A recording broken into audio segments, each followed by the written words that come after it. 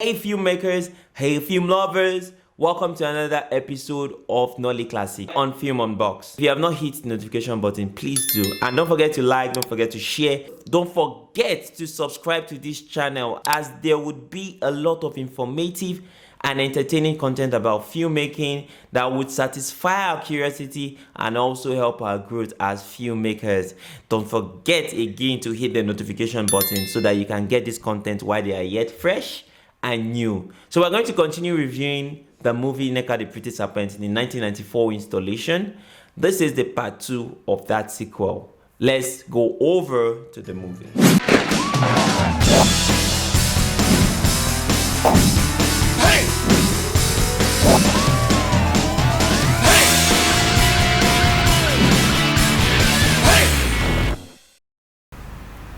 Nneka the Pretty Serpent Part 2. I'm sure you guys have been anticipating this because the Part 1 didn't have the concluding story.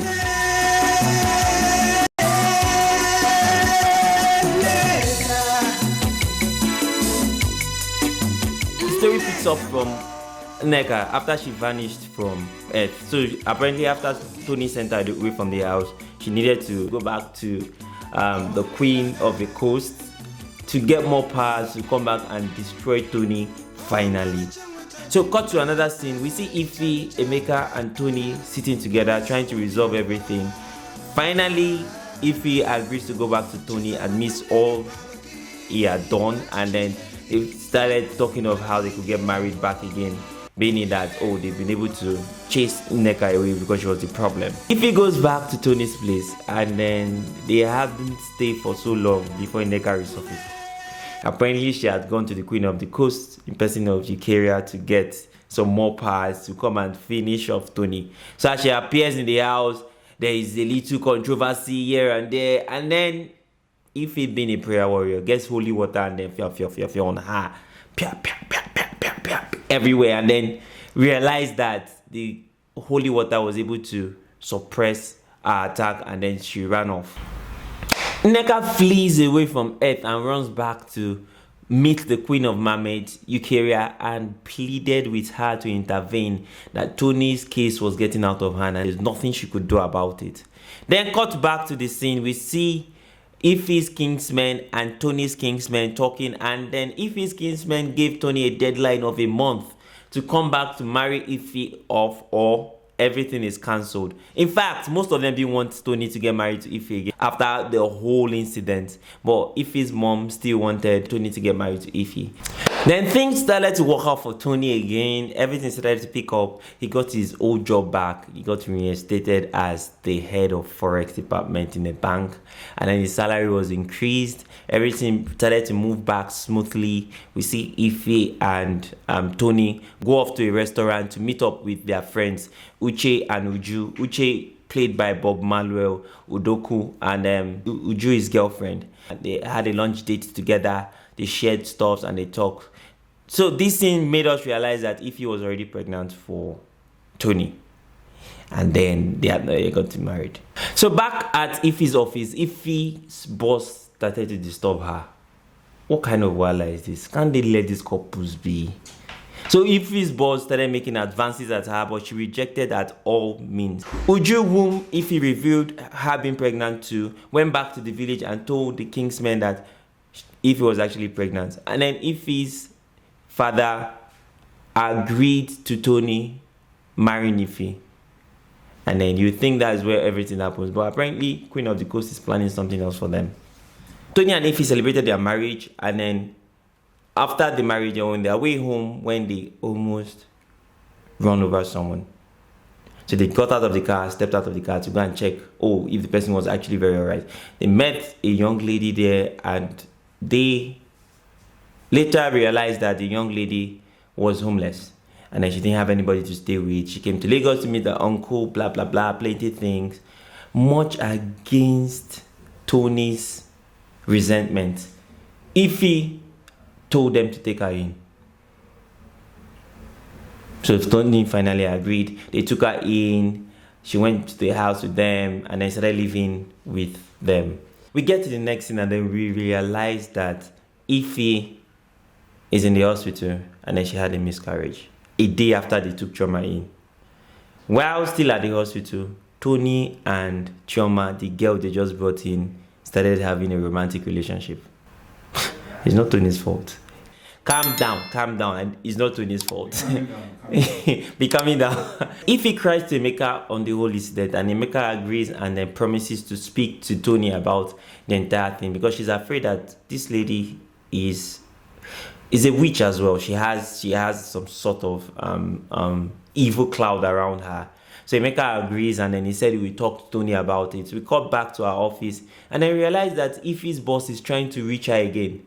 Well, he's being sidetracked by a man who dressed like a lady that came in to sleep with a madam. What kind of office is that? Afterwards, we see Nneka go to Tony to talk about the whole Chioma incident and how he is so uncertain about Chioma. So Tony agrees to let Chioma leave, but on one condition, that Chioma stays with Nneka for the meantime. So Chioma goes over to Emeka's place. That night, Nneka sleeps off in his room and then wakes up by a dump site beside a madman. What's going on? So Chioma goes over to Tony's office to meet with him and then reveals to him that she's actually Nneka, the pretty serpent. She just changed into someone else and then she came back to terrorize him. After revealing that to him, she leaves. Tony goes back to tell Ife. Ife, on her way going to see the pastor, DK, who sent away Nneka, the pretty serpent, the first time, she was trying to stop down a taxi. As she was trying to stop down the taxi had an illusion of her being a witch and then runs her over. She receives a call of Ife being admitted in the hospital after being knocked down by a car. He pulls Tony along with him and then they both go to the hospital to see Ife. On getting to the hospital, they realize that Pastor DK was there as well. But along the way, Tony begins to hear his name. Apparently, Nneka summoned him. Sugar, can you remember from old when you hear your name and you ask your mom if she's calling you and she says, say God forbid, say God forbid, say God forbid. So apparently, Tony had his own fair share of this, and then apparently there was not that there was nobody calling him. Nneka was calling him. So he leaves the hospital. Nneka ran after him, wondering what's happening. So the whole chase led them to the seaside, the seashore, where they see Nneka far off calling Tony. And then they begin to pray, raining prayers all across, trying to call Tony back. Tony turns back, looks at them, gives them this strange look, and then turns back to Nneka and continues walking towards Nneka.